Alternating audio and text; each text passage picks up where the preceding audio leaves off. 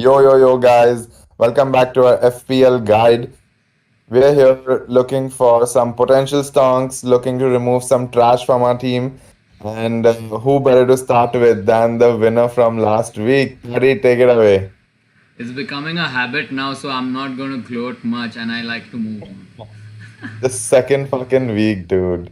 I Grow up. mean, the margin was pretty minimal this time. It was just 3 points, but it is what it What is. was your You're score, at the Paddy? bottom of the mini league, bro. What was your score? You're just 50 like points. you're in touching distance 50. now. Yeah, 50 is not much. I'll get you, Yeah, man. that see me winning by 50 points says much about your teams. Yeah, that's true. That's true. But then this was like an underperforming week for most of the people out here. So I guess we'll take the blow. Yeah, definitely. Pretty bad week, I would say as well. I think this was my lowest scoring week till now with 42. But it is what it is, man. I wish I had someone like us giving us tips, and probably it wouldn't happen. So, Padhare, take it away. Who do you Um, think is your no cash for trash for this week? So let's just remind people what no cash for trash is. No cash for trash is basically the segment where we get rid of players who we think aren't providing enough value to our teams or to teams in general. So who's your no cash for trash, Patare? so my no cash for trash is James. Initially, Everton had the red card issues, and I thought that was the reason for that dip in form. But even after easy fixtures, now he has not performed. So definitely with tougher fixtures upcoming, he's my no cash for trash. Yeah, because we get no points for pre-assists, right? Yeah, Yep. yeah. Makes sense. Cool. So for me, it's quite obvious, guys. If you haven't seen it already, I don't know what the fuck you're up to.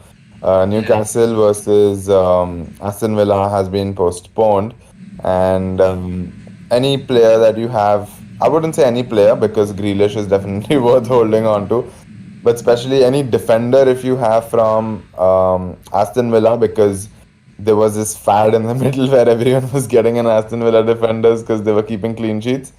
I think it's about time to get rid of them, not only because of the postponement of this fixture, but in general, they don't look as good as they were looking in the start of the season. And I'm guilty of that mistake myself. I got in Matt Target thinking that he will be kind of a differential when it comes to clean sheets for me, but that's totally not proving to be the case. So yeah, get rid of any and if you have any Newcastle defender, then shame on you anyway. So just get rid of them, guys. Yeah, I 100% agree with Amber on that one. And for me, just like Patare, it's going to be a midfielder. It's going to be Hakim Ziyech from Chelsea. Not because he's not a quality player or anything of that sort, but right now he's just looking like the assist to the assist. Like Amber said, he's the pre-assist. And I think even though he might give a few odd points here or there, I don't see him consistently giving me like a 6 point or a 7 point haul, which isn't good enough right now. How Yeah. the tables turn, man. One How the week we are here turntables. praising GH. Yeah, how the turntables turn. Fucking hell. But that's the thing about FPL, right? We don't give a fuck how you play. We just give a fuck what you do in the points table. Yep. And clearly he's not racking up the points by any means. So good one. And I think that's a personal advice to me. It's like a personal dig to me because I have ZH, Yeah, I but have. I'm trying to get rid of him as well. And to tell you guys what you should do about getting in new players, let's just move to the section where we discuss potential stonks. And there's one stonk that everyone's been eyeing. Karan already have even made him his captaincy choice. And that is most obvious one for this week, and that's KDB. But I'm not going to get into KDB because he's pretty like it's pretty obvious that KDB is going to be up there. So for me, one of his brothers, Riyad Mahrez, is my potential stonk because I'm hoping he can feed off whatever KDB does not do in the game. And I was going to get him last week, but don't we all love saying that I was going to get him? But yeah, I'm definitely getting him this week because I clearly don't have the budget for KDB, and they're playing Fulham. So fingers crossed. I mean, my advice to Umber would be to get Fernand Torres instead of Riyad Mahrez, because I think Riyad Mahrez has hit his ceiling for the next few weeks, and I think Fernand Torres has more to offer than him. But other than City players, I am going to go for Jared Bowen as my potential stonks. Jared Bowen has looked in good form, and with all the attacking signings that West Ham have made, I forgot the number nine's name. Whoever he is, he's pretty good. I think Jared Bowen will be getting a lot more assists and goals for the next few Antonio is fixtures. back. Antonio is back, but whoever the number nine is, he played a pretty decent game last game. What his name? Something from B. Either way, so Jared Bowen for me. So my potential stonk is kind of an outlier who I've been keeping an eye for the past 2 weeks. He's Danny Welbeck. Now Okay, I was expecting this reaction. Uh, so in Brighton, when Neil Mope is injured, he seems to be like the up and coming striker who has provided points in the past 2 game weeks, and I'd like to see in the future with Brighton having okayish fixtures in difficulty rating throughout the season, how he's going to fit in the squad, and how, if he continues to perform, then he's a terrific option at 5.5. you are actually expecting Welbeck to continue to perform? That's a good one, buddy. I didn't know that this was a joke section right here, but okay. Well, we promise Let's banter. let's get to the part that is the most difficult part of any manager's week, and that is the captaincy choice, which we call the special one. So who do we have for the special one party?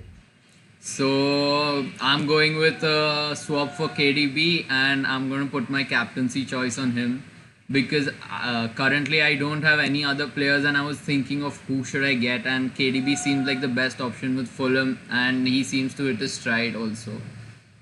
So, are you doing this because you don't want to miss out on the points that he's giving, or are you doing this because everyone around you is gonna do this? He's just What's joining the the psychology bandwagon. behind this? No, I'm not joining the bandwagon. I think out of all the players I have right now, his fixture seems like the best captaincy choice for this game. How are you going to make space for KDB? Like, we all know he's 11.7, and for any manager to make changes in the team, they'll probably have to remove two players. Unless you are looking to remove someone like Mohamed Salah or Sadio Mane, which I don't think people have the balls to. So, what is Oh, your strategy here? okay, so I have 2 mil in the bank, and I'm gonna swap out James, and since Jimenez is injured, I'm gonna take a hit for that and get in KDB. And what about your other striker? Who's that going to be? My striker, Welbeck. no, I'm keeping an eye out for him. For now, I think I'll go with Bamford.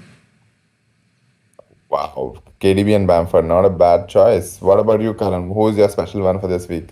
So the special one for this week for me is a differential, and I see him performing.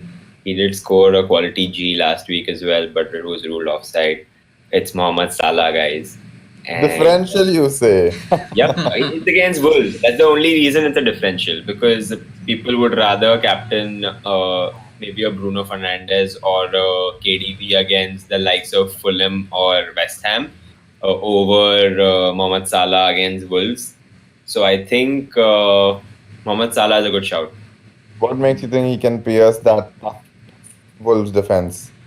So in the last three games that they've played against Wolves, they haven't managed, like they have managed to win all the three of them. And I think if anyone in that team is racking up goals, it's either Jota or Salah. One or the other way, Salah is going to be involved.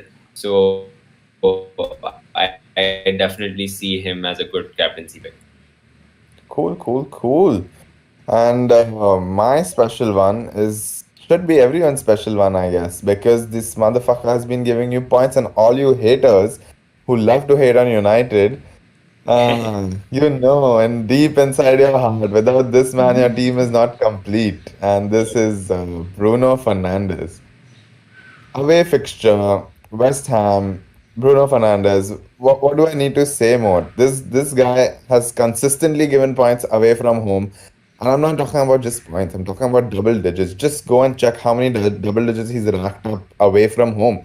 And for all you people out there who love saying he cannot score anything other than penalties, guess what? He can and he will. So just watch out for Bruno, guys, because I think he could not yet, but he is potentially captain and forget material. So I'm gonna test out my theory here and go with Bruno Fernandes. Just one point I'd like to add is that I'm disappointed in KDB that he's not been able to perform since the start, and I would have really liked to see a team KDB versus team Bruno going against each other in the FPL. Yeah, that would have been fun to Definitely watch be for fun. sure. But that's the thing, right? If it came down to that, we all know who's going to win. I have already predicted from the start of the season that Bruno is going to outclass KDB in FPL. And so far, so true. So let's see what goes.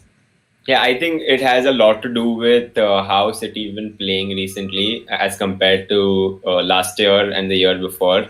Now they play a much narrower formation, which does not seem to be suiting KDB because he doesn't have the width like Sane and Sterling used to provide earlier.